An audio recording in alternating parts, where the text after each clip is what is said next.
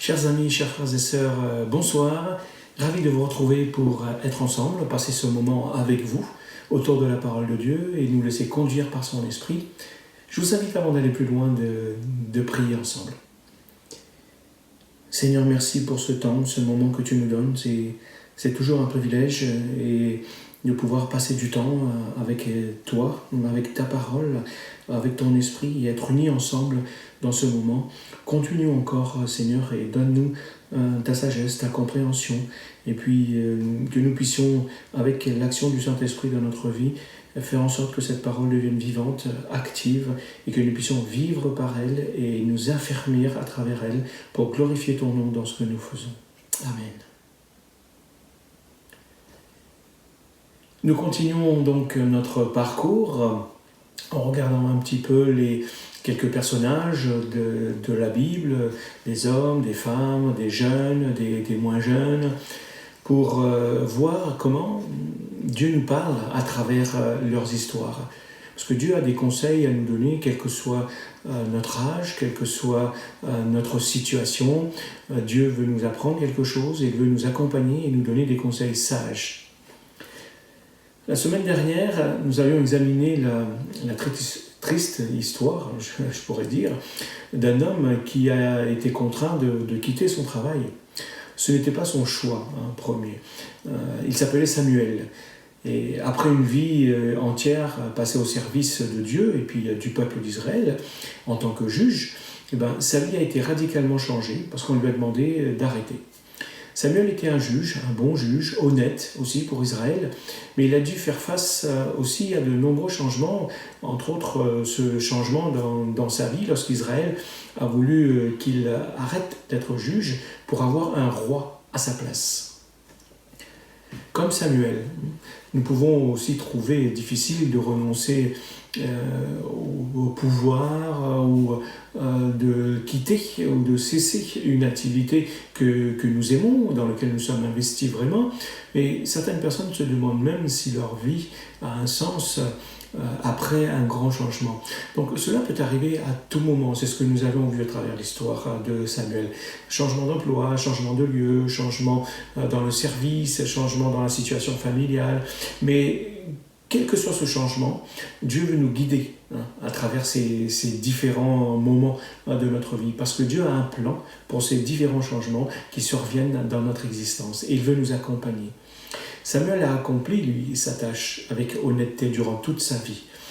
C'est pourquoi il peut dire, lorsque le peuple, il va être devant le peuple pour faire son dernier discours, pour demander au peuple, pour dire au peuple qu'il a été honnête, et c'est ce que nous avons vu à travers le verset à mémoriser. Il va dire au peuple, le peuple plutôt va lui dire non, tu ne nous as ni exploités, ni opprimés, tu n'as jamais rien accepté de personne. Donc Samuel va leur dire donc vous n'avez rien trouvé à me reprocher. Et le peuple va leur dire non, effectivement, Dieu en est témoin, et puis le nouveau roi aussi en est témoin. Ce soir, nous allons apprendre en fait comment Dieu peut nous guider dans des choix, parfois des choix qui déterminent toute notre vie. Dieu va utiliser par exemple dans l'histoire de ce soir les coutumes de mariage juives de l'époque de l'Ancien Testament pour guider Isaac vers une épouse aimante qui s'appelle Rebecca. Si vous interrogez des couples, des amis que vous avez autour de vous, des couples mariés que vous connaissez, vous ne serez certainement pas surpris d'apprendre que ces histoires, que ces personnes ont toute une histoire à raconter à propos de comment ou de même quand ces personnes se sont rencontrées. Pour certains, c'était peut-être depuis l'école, le collège, le lycée, et que sais-je.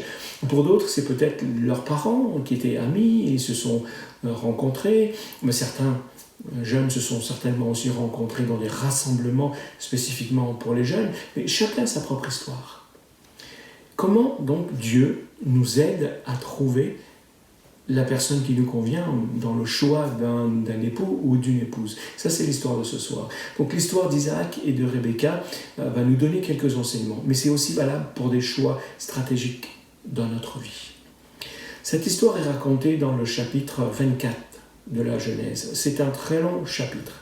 Donc, je vous encourage à lire l'intégralité de ce chapitre. Donc je vais simplement, pour adapter, pour ne pas être trop long, adapter à notre méditation, je vais présenter simplement et lire quelques parties de ce chapitre 24. Je vous invite à commencer à faire la lecture à partir du verset 1er, où là on est à la recherche justement d'une épouse.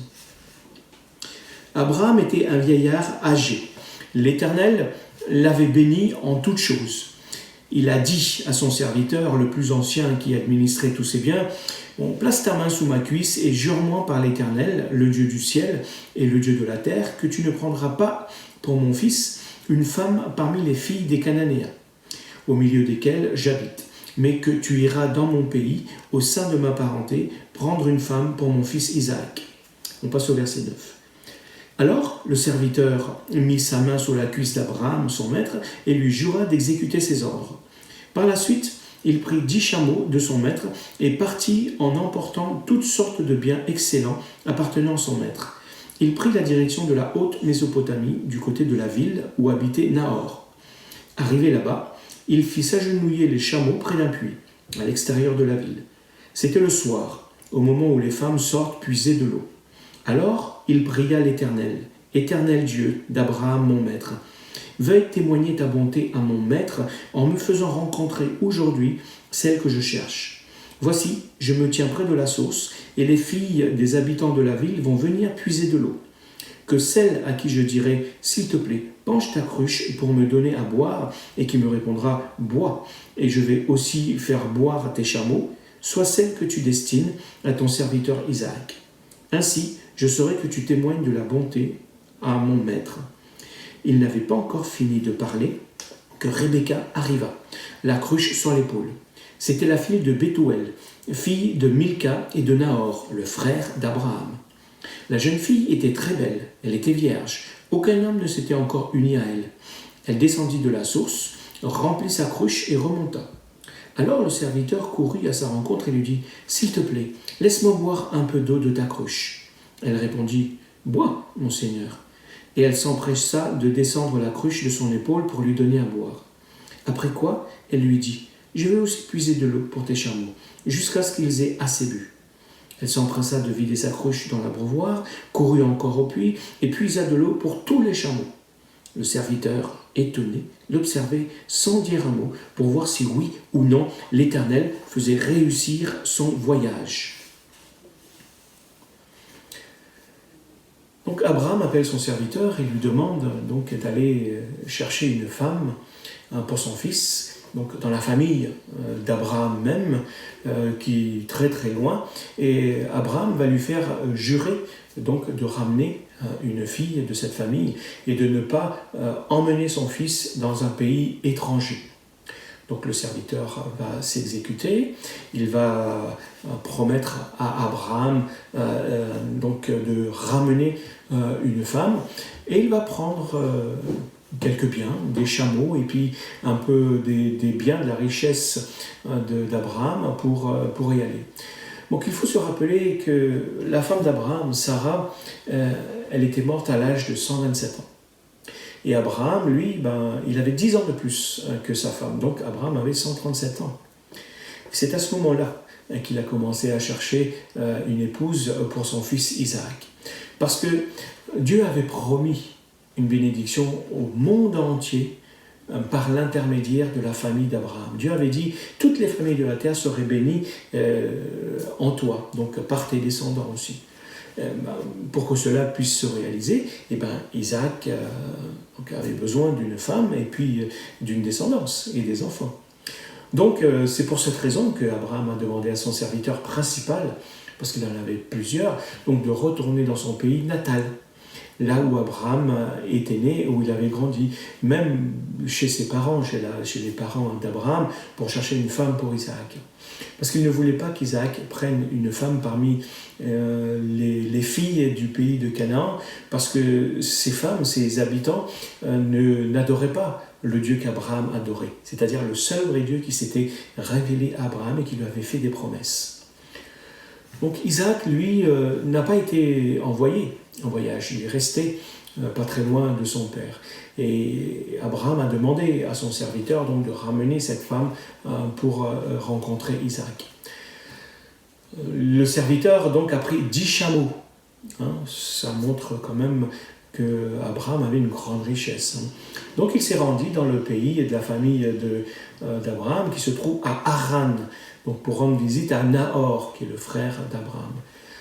Ça représentait quand même un voyage d'un peu plus de 900 km entre là où habitait Abraham et là où habitait son frère.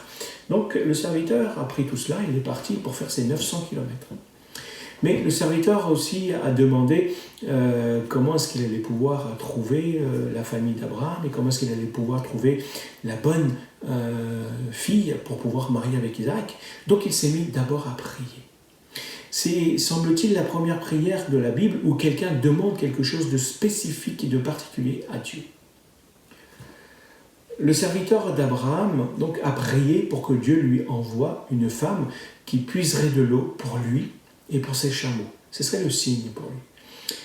Il n'avait même pas fini de prier quand une belle jeune fille nommée Rebecca est arrivée au puits. C'était la petite fille justement du frère d'Abraham. Donc le serviteur d'Abraham lui demande à boire, comme il avait demandé dans sa prière, pour voir ce qu'il allait en être. Et donc Rebecca lui donne non seulement à boire à elle, mais il propose aussi d'aller chercher de l'eau pour tous ses chameaux. Il faut se rendre compte qu'un chameau peut boire entre 100 et 150 litres d'eau, s'il n'a pas eu d'eau pendant un certain temps. Et la jarre, la cruche de Rebecca ne pouvait pas contenir plus d'une douzaine de litres. Donc Rebecca a dû remplir la jarre au moins entre 80 et 100 fois pour abreuver tous ses chameaux. Seule une personne qui est remplie de bonté, aimable, humble et généreuse pouvait aller chercher de l'eau pour un voyageur et ses 10 chameaux et pour un étranger qu'elle ne connaissait pas. Selon notre passage, comment est-ce que vous décririez Rebecca ? Le texte dit qu'elle était très belle, qu'elle était jeune, qu'elle était vierge, qu'elle était bienveillante envers les étrangers. C'était une femme active, elle avait dû faire plusieurs allers-retours, qu'elle était pleine d'énergie, donc humble et généreuse. Donc la famille de Rebecca adorait également aussi le seul vrai Dieu, contrairement aux femmes de Canaan. Et ça répondait à la prière du serviteur d'Abraham et aussi à la demande d'Abraham. Si l'état de cœur de Rebecca n'était pas visible simplement en la regardant, le serviteur d'Abraham pouvait savoir ce qu'elle avait dans le cœur en observant ses actions. Les choses que vous faites montrent aux autres ce que vous avez réellement dans le cœur, même si vous n'y croyez pas. Jésus a dit que l'on reconnaît un bon arbre à ses fruits. Et que l'on reconnaît aussi une bonne personne à ses actions, mais que l'on reconnaît aussi un mauvais arbre à ses mauvais fruits. Alors la question c'est, quelle est la qualité de votre fruit aujourd'hui ? Est-ce que le serviteur d'Abraham vous aurait choisi si vous êtes une jeune fille ? Continuons la lecture pour voir comment le serviteur a fait sa demande en mariage et ce qu'il s'est passé par la suite. Parce que donc là, nous arrivons à la partie où le serviteur arrive chez les parents de Rebecca et va leur expliquer toute l'histoire. On va continuer à partir du verset 34. Je suis le serviteur d'Abraham, dit-il, donc le serviteur qui est arrivé chez la famille de Rebecca. Je suis le serviteur d'Abraham, dit-il. Or, mon maître m'a fait prêter serment en disant « Tu ne feras pas épouser à mon fils une Cananéenne du pays où j'habite, mais tu te rendras dans la famille de mon père, et c'est là que tu prendras une femme pour mon fils. » J'ai répondu à mon maître « Peut-être que la femme ne voudra-t-elle pas me suivre ?» Il m'a dit alors « J'ai toujours vécu selon la volonté de l'Éternel. Il enverra son ange avec toi et fera réussir ton voyage pour que tu trouves une femme pour mon fils dans ma parenté, dans la famille de mon père. » Verset 42. Or, aujourd'hui, quand je suis arrivé à la source, j'ai prié. Éternel Dieu de mon maître Abraham, veuille faire réussir le voyage que j'ai entrepris. Et je me tiens prêt de la source. La jeune fille qui sortira pour puiser de l'eau et à qui je demanderai de me donner à boire un peu d'eau de sa cruche, et qui me répondra « Bois, et je puiserai aussi de l'eau pour tes chameaux », eh bien, qu'elle soit la femme que tu destines au fils de mon maître. On continue à partir du verset 49. Et maintenant, si vous voulez témoigner une sincère bienveillance à mon maître, dites-le moi. Sinon, dites-le aussi pour que je me tourne d'un autre côté. Laban et Bethuel répondirent « Tout cela vient de l'Éternel. Donc que pourrions-nous dire de plus en bien ou en mal? Voici donc Rebecca. Elle est là devant toi. Prends-la, emmène-la et donne-la comme épouse au fils de ton maître, comme l'Éternel en a décidé. » Verset 57. Donc, appelons la jeune fille, donc Rebecca, dirent-ils, et demandons-lui aussi son avis. Ils appelèrent donc Rebecca et lui demandèrent « Veux-tu partir avec cet homme ?» Elle répondit « Oui. » Donc, au verset 61, donc Rebecca et ses servantes se levèrent et montèrent donc sur les chameaux pour suivre le serviteur. C'est ainsi que le serviteur emmena Rebecca avec lui. Isaac s'était établi dans la région du Néguev, un peu plus loin que là où habitait son père. Et il revenait du puits de Lacaï-Roy. Le soir, il était sorti seul dans les champs pour se promener devant. Donc, levant les yeux, il aperçut au loin des chameaux qui venaient vers lui. Rebecca aussi leva les yeux et vit Isaac et sauta au bas du chameau. Elle demanda au serviteur « Qui est cet homme qui vient à notre rencontre dans la campagne ?» Le serviteur répondit « C'est mon maître. » Alors elle prit son voile et se couvrit le visage. Le serviteur raconta à Isaac tout ce qu'il avait fait. Là-dessus, Isaac conduisit Rebecca dans la tente de Sarah, sa mère. Il la prit pour femme et il l'aima. C'est ainsi qu'il fut consolé de la mort de sa mère.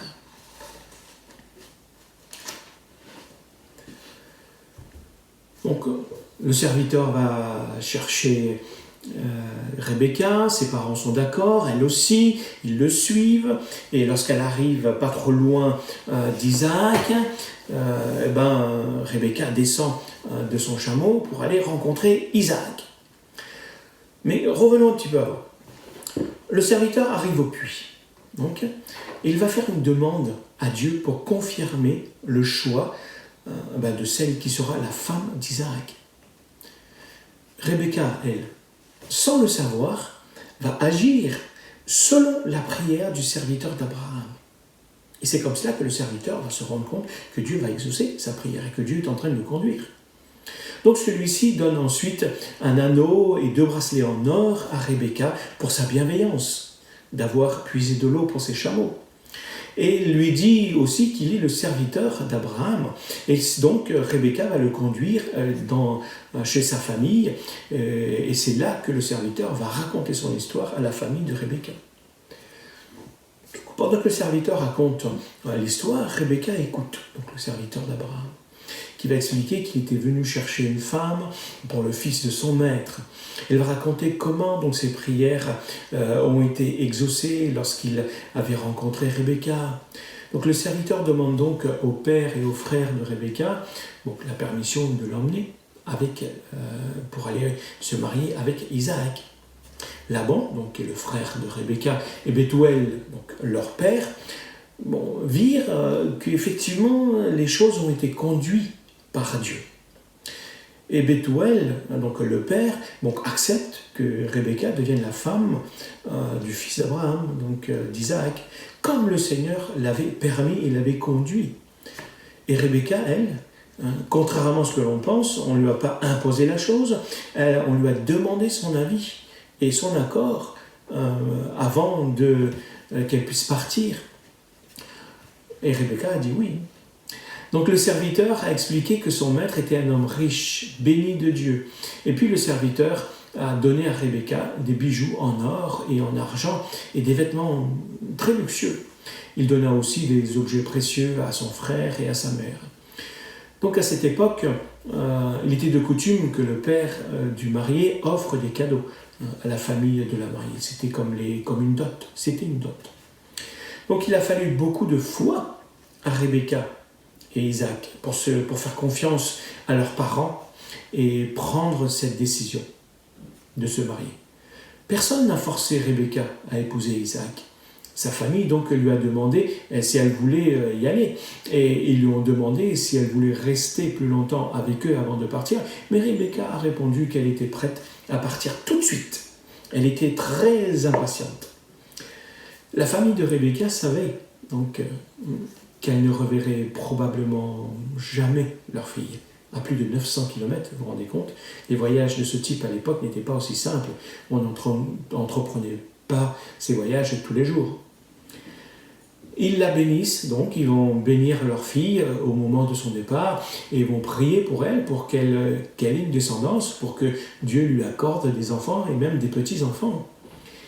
Ils ont prié pour que ces enfants et ces petits-enfants soient nombreux et puissent même vaincre leurs ennemis. C'était de cette façon qu'on bénissait les enfants et puis ceux qui allaient se marier. Donc le serviteur retourne avec Rebecca à Hébron, là où habitait Isaac. Isaac était dans les champs à ce moment-là, lui, au coucher du soleil. Peut-être passait-il un moment tranquille avec Dieu dans la prière pour sa femme. Peut-être est-ce qu'il s'est posé la question pour savoir comment allait être sa femme, quand est-ce qu'elle va arriver. Donc il avait attendu environ 4 mois pendant l'absence du serviteur d'Abraham. Et puis, il voit arriver une caravane de chameaux.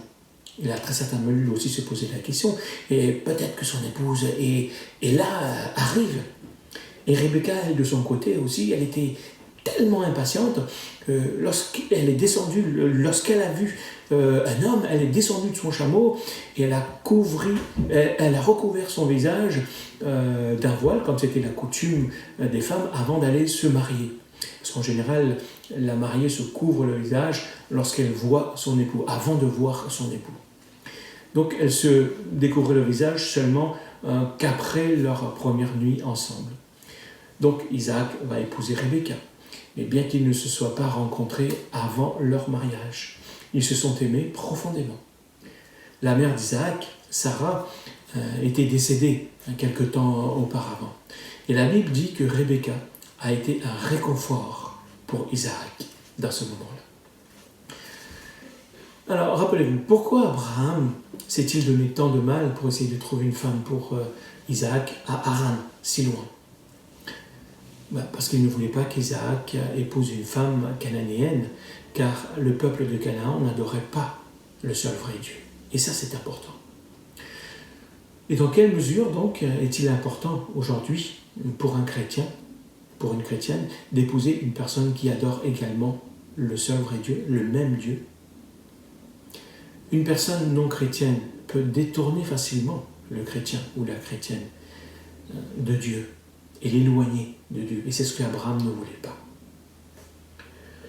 Qu'est-ce qu'il faut retenir donc de cette histoire? Que nous apprend donc l'histoire de Rebecca et puis l'histoire d'Isaac aussi, de cette rencontre et de ce mariage? Quelles sont les choses que nous devrions donc rechercher chez la personne que nous allons et que nous voulons épouser? D'abord la foi dans le même Dieu dans lequel nous croyons. Et puis, il faut qu'il y ait de la bonté chez cette personne. En fait, qu'elle ne soit pas égoïste, mais plutôt généreuse. De la même manière, nous aussi, nous devons rechercher ces choses et les développer dans notre propre vie. Et aussi, lorsque nous devons faire des choix, d'abord, comme le serviteur d'Abraham, prier Dieu et de lui demander de nous conduire en toutes choses pour accomplir ce qui est droit et bon devant lui. Quelle application? Les choses que vous faites maintenant, est-ce que les autres voient réellement ce que vous avez dans le cœur? Plutôt, quelles actions est-ce que vous pouvez faire cette semaine pour montrer aux autres que vous êtes réellement un disciple de Jésus-Christ par rapport à vos choix? Parce que par rapport à vos actions, vous allez montrer ce qu'il y a dans votre cœur. Passons au sujet de réflexion. Comment Dieu a-t-il travaillé en fait dans votre vie pour répondre à votre besoin affectif et aussi dans votre famille même? Deuxièmement, qu'est-ce qui est important? dans la décision de se marier? Qu'est-ce qui est le plus important à rechercher lorsqu'on cherche à se marier? Troisièmement, le serviteur d'Abraham a demandé à Dieu un signe pour lui montrer la future épouse d'Isaac. Les chrétiens aujourd'hui doivent demander quelque chose à Dieu. Mais est-ce qu'ils doivent demander quel signe? Et quel signe est-ce qu'ils doivent demander? Et quelles précautions les croyants doivent-ils prendre, le cas échéant, pour demander des signes à Dieu? Et aussi de bien les comprendre, ces signes. C'est soit oui, soit non. Quatrièmement, certaines personnes lisent l'histoire d'Isaac et de Rebecca et disent que Dieu a une seule bonne personne avec qui on peut se marier. D'autres disent que Dieu nous aide, en fait, à faire des choix. Pensez-vous qu'il n'existe qu'une seule personne avec qui vous pouvez vous marier? Pourquoi ou pourquoi pas? Cinquièmement, quel rôle l'Église et les croyants peuvent-ils jouer pour aider les jeunes ou même les couples qui sont mariés? Comment votre Église aide-t-elle les jeunes adultes dans ce domaine, dans leur choix? Et aussi aider les couples pour pouvoir grandir dans leur vie. Et dernière question, comment est-ce que cette histoire, la méditation de ce soir, vous a-t-elle parlé à l'âge où vous avez et dans la situation où vous vous trouvez? Le verset à mémoriser nous dit ceci. C'est le serviteur qui parle. Il dit « Je me suis incliné pour me prosterner devant l'Éternel. Et j'ai béni l'Éternel, le Dieu de mon maître Abraham, pour m'avoir conduit sur le bon chemin. » Là, il remercie Dieu parce que Dieu l'avait exaucé sa prière et l'avait conduit. Quand on demande quelque chose à Dieu, eh bien Dieu écoute et il nous conduit. Faites-lui confiance.